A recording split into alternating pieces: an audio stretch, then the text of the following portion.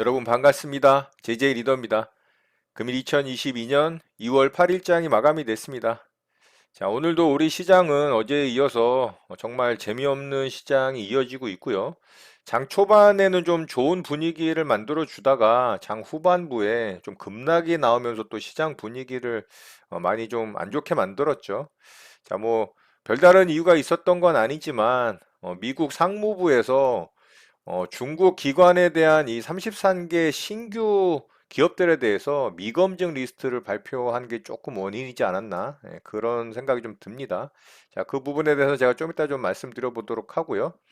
자, 오늘 뭐 시장 종목들도 장 초반에는 로봇 관련주들이 좀 좋게 움직여서 또 테마나 이슈가 생기는 좀 강한 종목들의 출현이 만들어지나 보다 싶었는데 결국에는 뭐 시장이 중후반부에 들어서면서 급락을 하면서 전체적으로 종목들이 또 다시 좀 침울한 모습들을 보여주는 그런 장으로 마감이 됐습니다.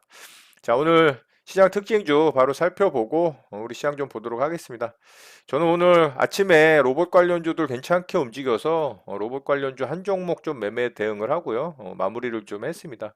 자, 로보로보 매매를 좀 했는데요. 로보로보가 오늘 장 초반에는 시장 대장주로 가장 좋은 모습을 보였어요. 오늘 거래대금도 활발했죠. 한 2,800억이 넘게 터졌고 장중에는 이런 몸통 고점 자리까지 돌파를 해내는 모습이었기 때문에 아주 좋은 모습이었습니다. 그래서 분위기가 좀 좋아지려나라는 생각을 했는데 장 후반부에 완전히 분위기 다 망쳐놨죠. 오늘 로보로보가 시장 대장주의 움직임을 좀 보여줬고요. 아침서부터 굉장히 강하게 슈팅이 나왔죠. 자, 이렇게 바로 뭐 아침서부터 무려 15%를 넘게 상승을 줬고요. 살짝 조정 준 이후에 다시 한번 이제 2차 슈팅이 나왔고 이게 시장만 좋았다면 아마 이런 저점 자리 잘 유지를 하다가 이 정도 구간에서 뭐 어느 정도 구간에서 마감을 하지 않았을까? 이 정도 마감을 예상을 했는데 뭐 시장이 급락을 하니까 얘도 결국에는 윗꼬리 달고 아래쪽으로 죽었죠. 자, 저는 여기 이제 조정 구간에서 매수를 잘 했어요. 거의 최저점에 매수를 했고요. 이렇게 이제 슈팅 나올 때 일부 물량 한 75%에서 80% 물량 분할로 수익을 챙겼고 조금 들고 있는 물량을 좀 끝까지 봤는데 이런 자리까지 이탈을 하는 모습이 나와서 제가 여기서 매도를 했나 여기서 매도를 했나 하여튼 나머지 물량도 수익권에서 정리하면서 수익으로 좀 마감을 했습니다. 자, 로보로보 매매한 내역 좀 보도록 할게요. 자, 이렇게 이제 매매를 했죠. 자, 여기 이제 최저점에서 매수를 했죠. 조정 구간을 좀 기다려서 제가 원하는 자리 매수 걸어놓은 자리까지 딱 떨어지더라고요. 그래서 여기서 딱 체결이 됐고 반등 줄 때 거의 뭐 한 80% 정도는 매도를 하면서 수익을 챙겼습니다. 그리고 나머지 물량이 거의 한 6% 이상까지도 수익권이 발생을 했던 것 같은데 조금밖에 안 남은 물량이었기 때문에 조금 욕심을 내봤어요. 장 초반에는 분위기가 좋았기 때문에 시장이. 했더니 아래쪽으로 빠져서 이제 여기서 매도하면서 나머지 물량도 수익으로 마감을 했습니다. 자, 이렇게 오늘 로봇 관련주 로보로보 좀 매매 대응을 하고 저는 오후장에 뭐 또 분위기 완전히 안 좋아졌기 때문에 사실 뭐 좋은 종목들의 모습도 없었습니다. 뭐 녹십자 MS 정도 좀 강하게 움직였지만 녹십자 MS는 제가 어제 특징주로도 말씀을 드렸지만 일봉상의 위치가 너무 좋지 않아서 대응을 하진 않았습니다. 자, 녹십자 MS 한번 볼까요? 자, 녹십자 MS는 사실 이거 투매매매 대응할 만도 했습니다만 제가 보통 이런 종목들 이렇게 이제 떨어지면 투매매매 대응을 좀 하거든요. 사실 이제 보고는 있었는데 제가 원하는 자리까지 떨어지진 않았어요. 저는 뭐 한 요 정도까지 떨어지면 좀 사볼까 했는데 반등이 또 기가 막히게 나오더라고요. 근데 일봉상의 위치가 완전 별로잖아요. 그렇죠? 이런 일봉상의 모습에서 사실 대응하는 경우 이거는 반등이 나왔긴 했지만 음봉으로 이렇게 죽는 경우도 많습니다. 이런 식으로. 그렇기 때문에 좀 위험하죠. 그래서 보기만 했고요. 자, 바로 시장 특징주 살펴보도록 하겠습니다. 녹십자 MS부터 좀 말씀을 드려볼게요. 자, 일단은 뭐 강한 종목의 특징을 좀 보이긴 했지만 말씀드린 대로 일봉상의 모양은 전혀 좋지 않기 때문에 썩 좋아 보이진 않습니다. 단기에 또 아래쪽에서부터 이렇게 슈팅이 나오면서 급등이 나온 부분이라 굉장히 이제 높은 구간으로 들어갔죠. 물론 여기서 좀 쉬어가다가 뭐 2차 파동으로 들어갈 수도 있겠지만 지속적으로 말씀드리지만 일봉상의 위치가 개인적으로는 좀 별로입니다. 그래서 좀 살펴보는 정도 보면 좋지 않을까 생각을 하고요. 자, 그리고 삼부 토건이 오늘 상한가에 좀 들어갔죠. 자, 삼부토건이 오늘 상한가에 들어갔는데 이게 최대주주 지분 매각설이 좀 떴어요. 그래서 그 이슈로 상한가에 좀 들어갔고 장 초반부터 이제 갭을 한 20%를 넘게 띄웠죠. 어제 이제 시간의 거래에서 상한가가 들어가 있었고 오늘 이 종목도 보고 있었는데 뭐 그렇게 강력한 재료라고는 볼 수는 없죠. 좀 단발적인 이슈긴 합니다만 어쨌든 상한가에 들어가더라고요. 근데 상한가를 무지하게 지저분하게 들어갔습니다. 장 초반에는 좀 빠르게 들어갔다가 풀었다가 또 상승했다가 또 지저분하게 위아래로 흔들면서 마지막에 좀 상한가에 들어가는 모습입니다. 그렇지만 뭐 썩 좋아 보이지 않아요. 계속해서 이제 일봉상의 위치가 안 좋은 모습들로 대부분 상한가에 들어가는 모습이기 때문에 매물대의 영향을 받을 수밖에 없겠죠. 그리고 재료 또한 물론 이제 최대주주 지분 매각설이긴 하지만 이 종목 자체로의 어떤 이슈기 때문에 뭐 그렇게 좋은 이슈라고는 생각하진 않습니다. 그래서 이 종목 좀 살펴보는 정도 보면 좋을 것 같고요. 자, 로봇 관련주 중에 휴림 로봇이 오늘 또 좋았죠. 자, 휴림 로봇이 오늘 뭐 로봇 관련주들이 좋아서 좋았던 게 아닙니다. 이 종목은 삼부토건 관련한 이슈로 같이 좀 움직인 거예요. 이게 삼부토건의 최대 주주가 휴림 로봇입니다. 휴림 로봇이 아마 지분율이 10%가 채 안 될 걸로 아는데 한 뭐 8% 정도 되나요? 뭐 하여튼 최대 주주 이슈로 이 삼부토건 지분 매각설로 인해서 같이 좀 움직인 종목입니다. 그렇게 좀 참고하시면 좋을 것 같고요. 자, 이외에 오늘도 뭐 시장 주도 주격, 시장 대장 주격의 종목의 움직임은 전혀 보이지 않는 시장이었고요. 장 초반에만 좀 로봇 관련주들 움직임 좋았다가 그리고 녹십자 MS 정도의 모습만 좀 좋았지. 뭐 그 외에는 어떤 테마나 이슈, 재료를 달고 좀 강하게 움직이는 뭐 섹터라든가 종목들의 움직임은 거의 없었던 것 같습니다. 자, 그만큼 시장 대응하기가 좀 쉽지가 않은 모습이라는 거죠.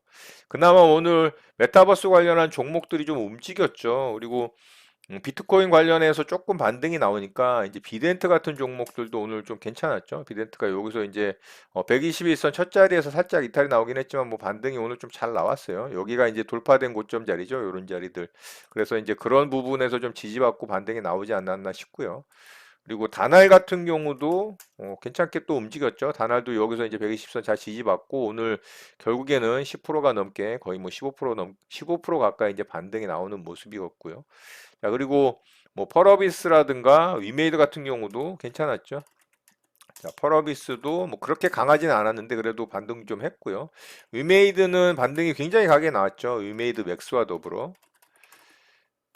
자, 이런 종목들은 뭐 이게 얼마 안 되는 것 같아도 거의 10%, 15%, 20% 반등입니다. 이게 어제 반등 같은 경우가 20%가 넘는 반등이었거든요. 그러니까 121선 뭐 첫 자리 대응했다면 이런 종목들도 뭐 좋은 결과가 있었겠죠. 그리고 자이언트 스텝, 위집 스튜디오 같은 경우도 조금 움직였는데 뭐 그렇게 강하진 않았고요. 그리고 자이언트 스텝도 조금 움직였죠. 자, 이만큼 이제 메타버스 관련한 종목들이 좀 하락률이 깊다 보니까 꾸물꾸물 좀 움직이는 모습들을 보여주고 있습니다. 그래서 관련 종목들은 아마 시장이 조금 안정되고 반등이 강하게 나올 때 좀 같이 움직이지 않을까. 근데 움직이게 된다면 아마 슈팅이 좀 강하게 나올 가능성이 높은 섹터라고 생각을 합니다. 그런 부분 좀 참고하셨으면 좋겠고요. 자, 오늘 특징주는 이렇게 마치도록 하고요. 바로 우리 시장 좀 보도록 하겠습니다.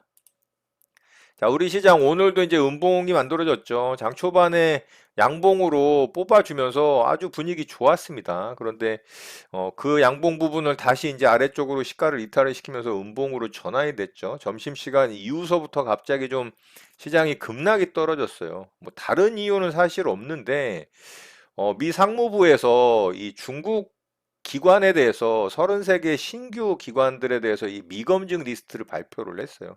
그래서 이제 그 기업들이 이제 수출이 원활하지가 못하게 되는 거죠. 뭐 대표적으로 중국의 우시바이오라는 기업이 있는데 이제 우리나라에는 삼성바이오로직스가 이 CMO 생산의 대표적인 기업이잖아요. 중국 기업 중에 우시바이오가 이제 CMO 생산의 대표적인 기업이라고 보면 되는데 그 기업도 이제 그 리스트에 포함이 됐습니다. 그러다 보니까 삼성바이오로직스가 반사이익을 받을 것이라는 어떤 기대감이 생기면서 오늘 삼성바이오로직스가 장중에 급등이 나왔죠. 예, 그런 이슈가 좀 있었어요. 그러니까 어떻게 보면 또 작은 이런 미중 무역 분쟁이라 그래야 될까요? 이제 그런 게 좀 생길 거라는 우려감이 생기면서 이 오후장에 시장이 좀 급락을 했던 부분이지 않나라는 생각을 합니다. 다행히 이제 좀 아래 꼬리를 달아줬습니다만 어쨌든 또 음봉이 만들어지면서 분위기는 안 좋아졌죠. 자, 그래도 오이선을 이탈을 하는 모습은 아니고 아래 꼬리를 달아주는 모습이라 그나마 좀 다행이라고 생각을 합니다.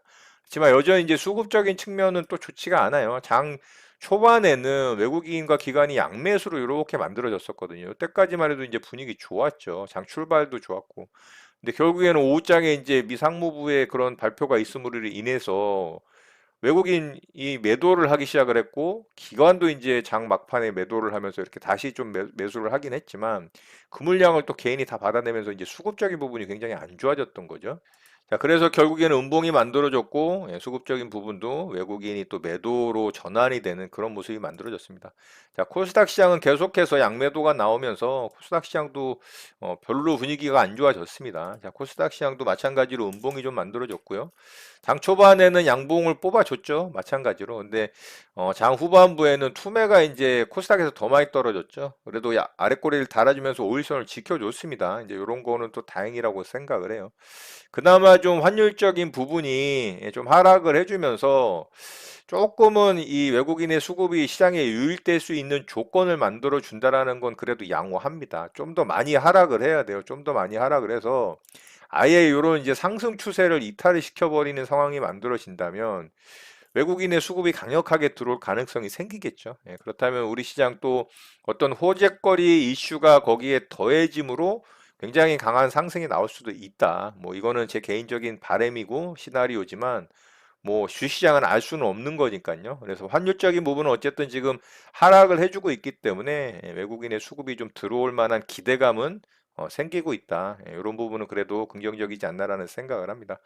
자, 아직까지는 그래도 음봉을 만들어주면서 조금은 수급적인 불안 요소와 또 시장의 방향성을 잡지는 못하고 있는 상황이지만 뭐 반등을 이어갈 수 있는 충분한 요건은 있다라고 생각을 합니다. 그렇지만 오일선이 만약에 이탈이 나온다면 어제도 말씀을 드렸지만 아래쪽으로 또 이 쌍바닥을 만들어 갈 수 있는 모양이 만들어질 수도 있기 때문에 그런 부분을 참고하셔서 단기 오일선이 이탈이 나온다면 시장에 대한 대응을 또 잘 하셨으면 좋겠습니다. 자, 미국 시장은 어디에 좀 보합권에서 마감이 됐죠. 나스닥도 그렇고 또 다우는 강보합선에서 좀 마감이 됐는데 저 목요일 날 이 미국의 소비자 물가 지수가 발표가 되죠. 이 그 부분이 좀 시장에 가장 중요한 요소로 작용을 할 것이기 때문에 그 지표가 어떻게 발표가 되는지에 따라서 아마 수급의 변화가 좀 생기고 시장의 변동성이 좀 만들어질 가능성이 있다라고 봅니다. 그래서 그 부분을 좀 기다리면서 눈치 보는 시장이 만들어지지 않나라는 생각을 하고요. 우리나라도 이제 10일이 또 미국 소비자 물가 지수 발표와 더불어 만기일이죠. 예, 그 부분도 또 기다리고 있기 때문에 우리 시장 또한 이 수급적인 측면에서 좀 눈치 보는 수급의 모양이 만들어지는 게 아닌가 좀 그렇게 생각을 할 수가 있을 것 같아요. 그리고 11일 날 같은 경우가 이제 독일의 물가지수 발표가 또 이어지기 때문에 미국과 유럽의 소비자 물가지수는 결국에는 인플레이션에 대한 이제 강력한 지표잖아요. 예, 그 부분이 어떻게 이제 만들어지느냐에 따라서 또 시장이 좀 출렁거릴 수 있을 거라고 생각을 하니까 그런 부분들도 어떻게 만들어지는지 잘 추이를 지켜보면서 시장 대응 잘 하시는 여러분들 되셨으면 좋겠습니다. 오늘 내용은 이것으로 마치도록 하겠습니다. 오늘 하루도 마무리 잘 하시고요. 늘 행복하시기 바랍니다. 여러분의 구독과 좋아요는 영상 제작에 큰 힘이 됩니다. 감사합니다. JJ 리더였습니다.